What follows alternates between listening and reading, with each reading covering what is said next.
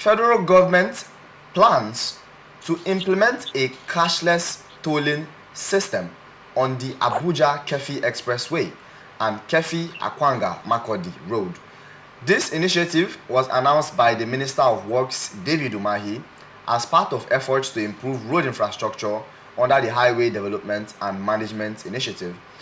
The project aims to promote a sustainable transportation ecosystem and boost economic growth. The Keffi-Akwanga-Makurdi road, funded by China Exim Bank and executed by China Harboring Engineering Company, will be tolled to recover project costs. The government also plans to enhance road safety and measures such as relief stations, CCTV cameras, and solar lighting. A committee has been formed to develop an implementation framework and is expected to submit its report within 2 weeks. So this is a project by the Minister of Works, David Umahi, that has been given to China Exim Works Company. What do you think about this new project by Minister of Works, David Umahi? Yeah, I listened to the minister a few weeks ago. Not only Keffi-Akwanga-Makurdi Express, he also mentioned that of Second Niger Bridge. Those of us who play Second Niger will know that it's a beautiful place. Though they just hurriedly commissioned it. There's some certain things that are not being fixed. And we saw a beautiful toll gate there. And what came to my mind was where in other parts of the country have you seen toll gate?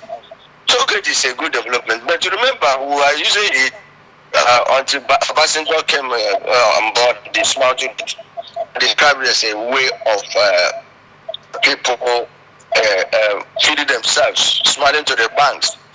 Now, if they want to introduce it to Keffi-Akwanga-Makurdi road, it's a good development, but then the cashless issue is what we should be worried about. You know the system we operate in Nigeria. Yes. It is a good development in the sense that even in advanced countries, when you may have bought your card or whatever, immediately you get to the toll gate, slot in your card, and within seconds you are gone. But here, you will be surprised that people will make it not to work effectively.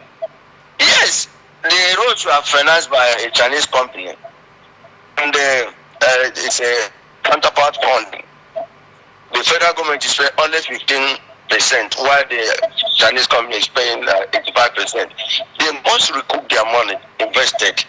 They also say so many things, including recreation center, hospital, even ambulance and what have you. It's a good development.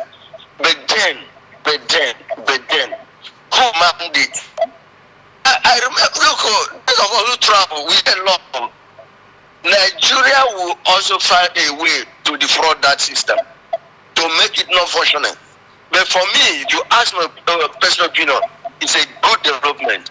Because if you recover your money back, but the workability, like we'll be saying, is what worries us. Unless the Chinese, the Igbo people get money themselves.